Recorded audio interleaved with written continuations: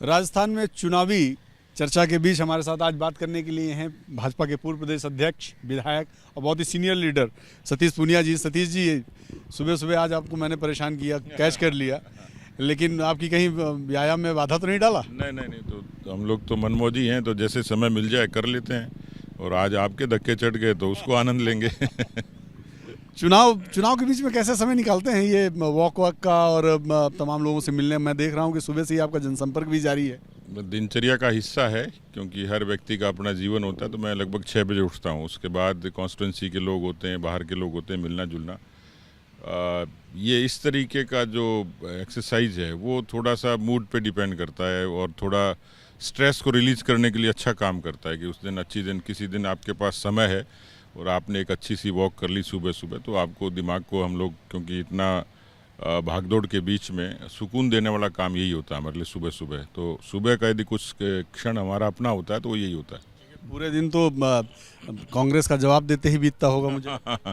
कांग्रेस का भी, कार्यकर्ताओं से भी, बिल्कुल टिकट्स के घमासान का बीच में कार्यकर्ताओं की सुनना संयम के साथ में, तो स्वाभाविक है, क्योंकि इन सब के बीच में ये संतुलन करना ये बड़ी चुनौती ज़रूर है, लेकिन कोशिश करते हैं और आदमी करे तो मैनेज हो जाता है।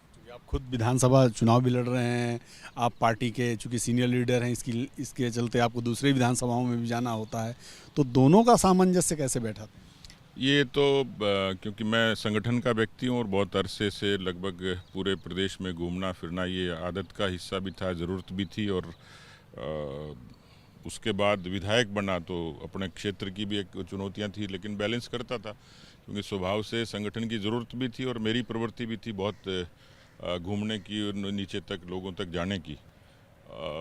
तो वो आदत में शुमार हो गया कि उन चीज़ों को सदन में भी कई बार बहुत लंबे अरसे तक होना होता है, उसके बाद फिर फील्ड में जाना होता है, पार्टी के भी काम होते हैं। तो अध्यक्ष बना था, उसके बाद इन चीज़ों को थोड़ा सीख लिया, थोड़ा टाइम मैनेजमेंट किया तो हो जाता है।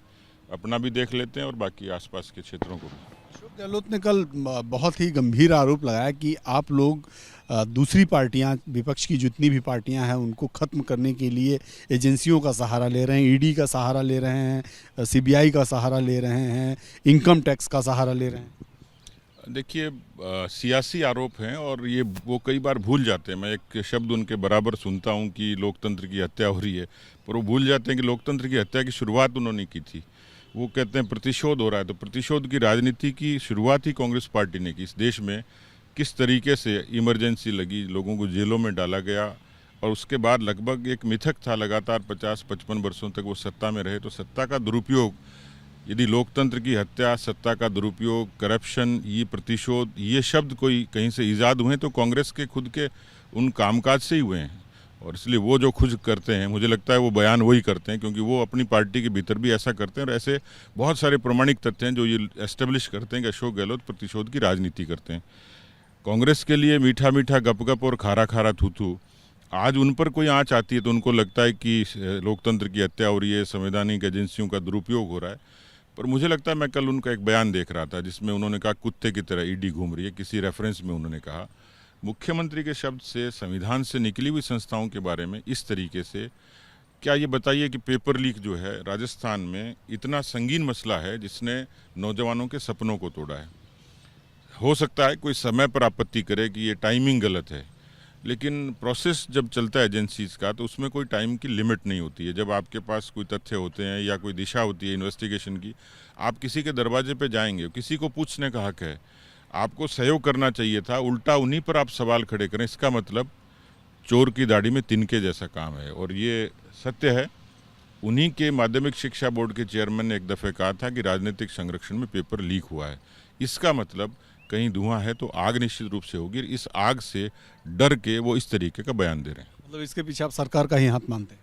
डेफिनेटली। आप देखिए कि एक प्रवृत्ति विकसित हो गई यहाँ पर इस कार्यकाल में। मैं पीछे की बात नहीं करता, कुछ लोगों ने पीछे की तारीफ भी की होगी।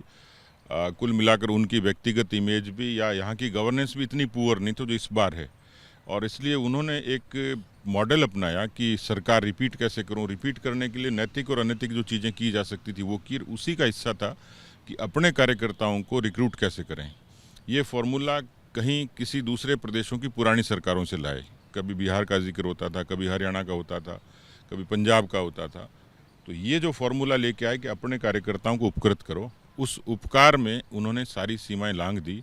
1.25 करोड़ बच्चों ने परीक्षा दी, 76,000 को नौकरी दी है। जिन बच्चों की नौकरी नहीं लगी, कदाचित उसमें बहुत काबिल लोग होते या इस पेपर लीक के कारण जो वंचित हो गए। ऐसे बहुत सारे रेफरेंस हैं जिसमें बच्चों ने सुसाइड नोट लिखा है कि वो परीक्षा देने गया और पेपर लीक हो गया। मुझे लगता है कि ये जो आपाधापी में अपने लोगों की भर्ती करने का जो सिलसिला उनके मानस पटल पे रहा, उसी का नतीजा है कि उस प्रेशर ने ये अनैतिकता का काम उनसे करवाया। पुनिया साहब, कल अशोक गहलोत जी ने 7 गारंटी योजनाएं लॉन्च की और उनका कहना है कि ये गारंटी राजस्थान के युवाओं की और राजस्थान के लोगों का भाग्य बदल देगा, भविष्य बदल देगा। और उसके दम पर उनका मानना ये भी है कि कांग्रेस की सरकार उनकी रिपीट हो रही है। क्या आपको लगता है वो गारंटी योजना इस चुनाव में असरदायक साबित होगी? अशोक गहलोत की गारंटी चीन के खिलौनों की तरह है कि वो जल्दी टूट जाएगी, और इसलिए उनकी गारंटी पर राजस्थान की जनता भरोसा नहीं कर रही है। और यही कारण है कि वो कहते जो हैं उससे पहले जब उन्होंने कहा ये बातें, जब यदि वो 18 में करते तो समझ में आती, 19 में करते, 20 में करते, 21 में करते, 22 में करते, वो 23 में गारंटी क्यों याद आ रही है? तो मुझे लग रहा है कि वो अपने खुद ही राजी हो रहे हैं। चुनावी सी गुफा है। हाँ बिल्कुल, वोटर्स को इन्फ्लुएंस करने का एक सस्ता जरिया निकाला और खुद राजी हो रहे हैं। मुझे लगता है कि खुद खुश हो जाएं, लेकिन जनता वोट की गारंटी नहीं दे रही। उनका कहना है ओपीएस एक बहुत बड़ा इशू है। उनका कहना ये है कि हमने बहुत प्रयास किया, हमें लगा कि केंद्र सरकार तैयार हो जाएगी इसलिए हम ओपीएस लागू करना चाहते थे, लेकिन वो कुछ कारणों से केंद्र सरकार नहीं तैयार हुई। तो अब हमारी सरकार फिर से यदि आती है तो 2024 में सरकार आते ही हम कानून लेकर आएंगे ताकि सेंटर कभी भी इसके साथ छेड़खानी ना कर सके। तो आपको लगता है कि तमाम जो सरकारी कर्मचारी हैं, जो रिटायर होने वाले लोग हैं या जो रिटायर हो चुके हैं, उन लोगों को इन्फ्लुएंस करने का एक बढ़िया जरिया है? कोशिश की है, लेकिन कर्मचारी उनकी बातों पर भरोसा नहीं कर रहा। और भारतीय जनता पार्टी ने भी स्पष्ट कर दिया कि कर्मचारियों का कोई अहित नहीं होने देंगे। पॉलिसी क्या होगी, तरीका क्या होगा, ये अभी केंद्र को डिसाइड करना है, लेकिन ये तय है। पर वो इसका एक सियासी लाभ उठाना चाह रहे हैं। इस प्रदेश में कर्मचारियों के कारण कांग्रेस की एक बार नहीं अनेकों बार सरकार गई है, और बड़े बड़े आंदोलन केवल कांग्रेस के रिजीम में हुए हैं, और इसलिए कर्मचारी कांग्रेस पे भरोसा करेगा ज़रूरी नहीं है। अब सतीश जी, बड़ा सवाल ये है कि आप लोगों की अब तक 124 विधानसभा सीटें घोषित हो चुकी हैं और बाकी जो हैं वो प्रोसेस में हैं। कल भी आप लोगों ने कोर कमेटी देर रात तक बैठ के ये सब मंथन किया। आपको लगता है कि 124 सीटों में बहुत सारी ऐसी सीटें हैं जहां पे रिबल्स बीजेपी के खड़े हैं, कई कई सीटों में तो 2-2, 3-3 रिबल्स और भाजपा के कार्यकर्ता खड़े हैं, तो उसका नुकसान आप लोगों को झेलना पड़ेगा? देखिए, ये अपवाद नहीं है। यदि हो सकता है 52 में ये कहा जाता है कि उम्मीदवार ढूंढने पड़ते थे, वोटर ढूंढने पड़ते थे, लेकिन अब समय बदल गया। और इसका बड़ा कारण ये है कि जो अपकमिंग पार्टी होती है उसमें लोगों की उत्कंठाएं, महत्वाकांक्षाएं ज़्यादा होती हैं। आज हमारे पास हर कॉन्स्टिट्यूंसी में बहुत कॉम्पिटेंट लीडर हैं, बहुत ये मान लीजिए कि अच्छी प्रतिस्पर्धा है। उसमें सिलेक्शन करना हमारे लिए भी एक बड़ी चुनौती है। वो सिलेक्शन किया, कुछ लोगों को नाराज़गी हुई, कुछ निराशा हुई, लेकिन एक बड़ा तबका जो जो समय आता है, क्योंकि ये एक्सेप्शन नहीं है कि केवल इसी बार रिबेल हैं या इसी बार लोग नाराज़ हैं, पर बीजेपी का जो स्ट्रॉन्ग कैरेक्टर है वो कैरेक्टर ये है कि हम समय आने पर इन सब चीज़ों को सेटल कर लेते हैं। कोई एक्सेप्शनली 1-2% कुछ चीज़ होगी, बाकी मुझे नहीं लगता कि क्योंकि कांग्रेस के मुकाबले बीजेपी का ये कैरेक्टर काफ़ी स्ट्रॉन्ग है। हम लोग सत्ता में आ रहे हैं, इस वजह से भी ये चर्चा इसकी ज़्यादा है। वो जा रहे हैं उसलिए उनकी कम है, लेकिन मुझे लगता है कि जो पॉलिटिकली जो डेंट होगा वो कांग्रेस को ज़्यादा होगा। हम इसको सेटल कर लेंगे। सतीश जी, प्रियंका गांधी ने बड़ा हमला किया और सीधे प्रधानमंत्री पर हमला किया कि मंदिर जाते हैं और 21 रुपये देते हैं, लिफाफा जब खोलते हैं तो 21 रुपये निकलता है। तो क्या लगता है कि चुनाव में इस तरह के मुद्दे या इस तरह की बातें करनी ठीक होती हैं? देखिए, प्रियंका गांधी तो मुझे लगता है कि सबसे पहला जवाब मैंने कहा पहले भी कि लड़की हूँ, लड़ सकती हूँ। उत्तर प्रदेश की किसी घटना पर जब ये बयान देती हैं तो क्या राजस्थान में लड़कियाँ नहीं हैं? क्या उनको लड़ना नहीं चाहिए? या वो कितनी बार लड़ी हैं? एक केवल भेंट के चढ़ावे के लिए, क्योंकि उनको मुझे लगता है कि राजस्थान में आती हैं, कोई अपडेट नहीं करता है। मंदिर में तो 1 रुपये का चढ़ावा भी आस्था से जुड़ा है, लेकिन उनको शायद इससे कोई वास्ता नहीं है। वो लोग हैं जो राम को काल्पनिक बताते हैं। इसलिए मुझे लगता है कि लिफाफा में 21 रुपये थे कि 1 रुपया था, ये कोई मायने नहीं रखता। आप अपना एजेंडा बताते, आपने जो किया वो बताते, आप जो करने वाले वो बताते, लेकिन उनका डिब्बा खाली है, उनका खुद का लिफाफा खाली है कि उसमें कुछ है नहीं जो जनता के बीच में बता सकें।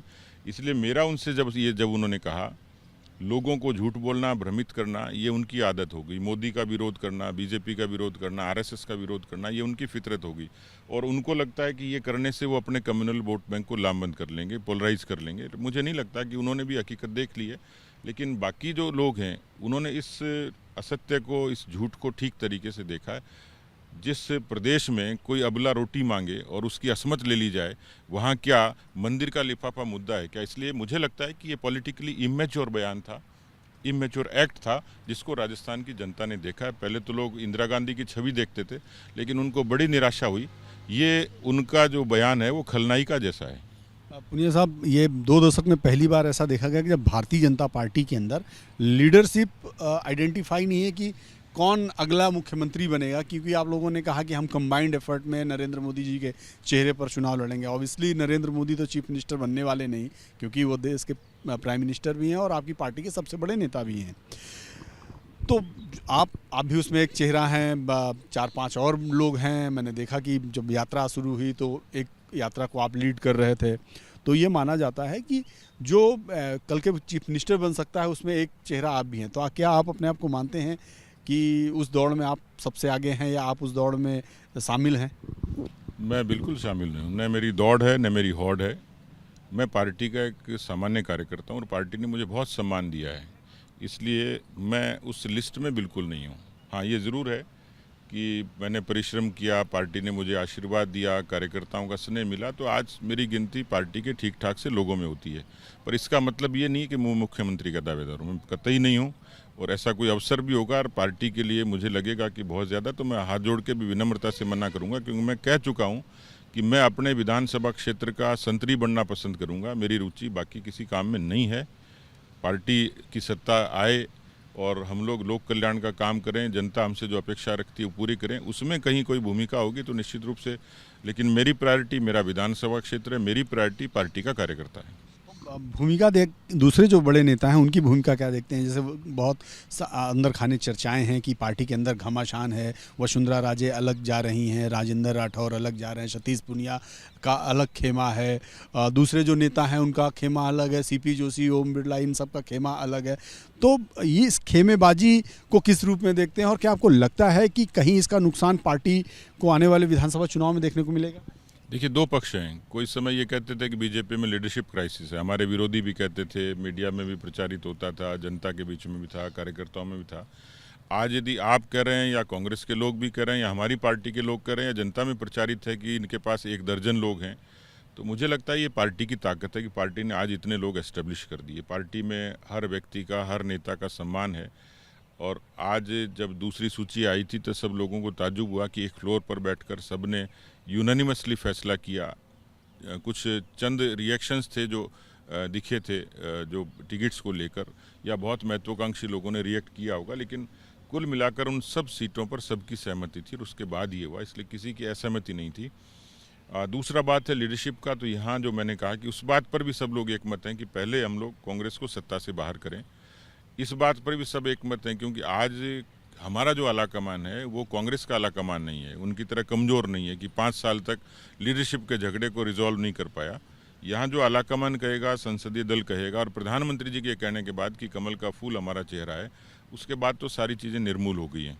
तो मुझे लगता है कि जो एक पॉलिटिकली गॉसिप हो सकती है, ये इसका गुट है, ये इसका गुट है, ये इसका गुट है, मान लीजिए मेरे बारे में कहा जाता है, लेकिन मेरा गुट पार्टी का गुट है। मेरी महत्वाकांक्षाएं पार्टी की महत्वाकांक्षाएं हैं। मेरे लिए पार्टी का निर्देश, संसदीय दल का निर्देश सब बड़ा, और ये सबके लिए ही है, केवल मेरे लिए नहीं, सब इसको शामिल। कांग्रेस में नहीं है। उनके बयान देख लीजिए, शुरुआत उनके यहाँ 2-2 मुख्यमंत्रियों से हुई, फिर उन बाड़ाबंदी से हुई, फिर इस्तीफों से हुई। ये दृश्य हमारे यहाँ कभी नहीं दिखेगा आपको। तो क्या लगता है कि विधानसभा चुनाव में बीजेपी का क्या सीन रहने वाला है? कहाँ तक आप लोग, कितनी सीटों तक पहुँचने वाले हैं? कुछ आकलन आप लोगों ने किया, कुछ इंटरनल असेसमेंट? देखिए, राजस्थान में सत्ता बदलने का पिछले 20 वर्षों का इतिहास परसेप्शन है, जनधारणा है कि जनता तय करती है। बाकी सब विशेषज्ञ लोग, पंडित लोग, सट्टे वाले, ये सब अपनी अपनी बात करते हैं, लेकिन मुझे लगता है परसेप्शन बीजेपी के पक्ष में, कांग्रेस के खिलाफ है। एक सत्ता के खिलाफ एंटी इनकम्बेंसी होती है जिसके कारण सत्ता जाती है। आज कांग्रेस के खिलाफ केवल एंटी इनकम्बेंसी नहीं, रिजेंटमेंट है। वो रिजेंटमेंट किसानों के कर्जा माफ़ी को लेके है, बेरोजगारी को लेके है, भ्रष्टाचार को लेके, कानून व्यवस्था को लेके, तुष्टीकरण को लेके, अपराध और इन चीज़ों को लेके। तो कुल मिलाकर ये रिजेंटमेंट जो है कांग्रेस को सत्ता से बाहर करेगा। एक बीजेपी के साथ एडवांटेज है, वो है मोदी फैक्टर। मोदी जी की जितनी नीतियां हैं उसका नीचे धरातल पर अच्छा इम्पैक्ट है। मान लीजिए प्रधानमंत्री किसान सम्मान निधि आज राजस्थान के 77 लाख किसानों को ही मिलती है, तो नीचे किसानों में एक सकारात्मक संदेश है कि वाजपेयी जी के केसीसी के बाद में ये दूसरा बड़ा कदम है। जो जनधन है, उज्ज्वला है, आज 63 लाख महिलाओं को उज्ज्वला मिलती है, तो उस बात से प्रसन्न है। आज राजस्थान के 17 लाख लोगों के यदि मकान मिलते हैं, नहीं तो किसी ज़माने में इंदिरा आवास केवल हवाई थे, न पाताल में पता था न आकाश में पता था। तो ऐसी कुछ जो गरीब पर एक नीतियाँ थी, जो लोक हित की नीतियाँ थी, उसका एक असर साफ तौर पर है लोगों के बीच में। तो मोदी राजस्थान के मतदाताओं में अब एक वोट ऑफ ट्रस्ट का ब्रांड बन गया। मतलब मोदी की जो ब्रांड वैल्यू है वो मतदाताओं को प्रभावित करती है, एक हमारे लिए अतिरिक्त फैक्टर है। तो मैं कुल मिलाकर इसको कंक्लूसिव वे में कहूँ तो ये हम 2/3 बहुमत के नज़दीक हैं। मतलब हम 150 तो मेरा क्लेम है कि इतनी सीटों तक हम लोग आएंगे। चलिए सर, एक बार फिर से हम जब रिजल्ट आएगा तब बात करेंगे इसी तरह के। धन्यवाद सर हमको समय देने के लिए, बात करने के लिए। सतीश पूनिया जी थे, भारतीय जनता पार्टी के बहुत ही सीनियर लीडर हैं, युवा मोर्चा, छात्र राजनीति और उसके बाद सक्रिय राजनीति में MLA भी हैं आमेर से, और फिर चुनाव लड़ रहे हैं, प्रदेश अध्यक्ष रहे हैं, और लंबे समय से भारतीय जनता पार्टी की जो स्टेट लीडरशिप है उसमें एक प्रमुख चेहरा हैं। देखते हैं कि इन्होंने जो कहा है वो कितना सही साबित होता है। लेकिन भारतीय जनता पार्टी उत्साहित तो है, अशोक गहलोत भी उत्साहित हैं। अब रिजल्ट बताएगा कि भाजपा की सरकार बनेगी या कांग्रेस की। सुनील पांडे के साथ नीरज पांडे, ABP न्यूज़, जयपुर।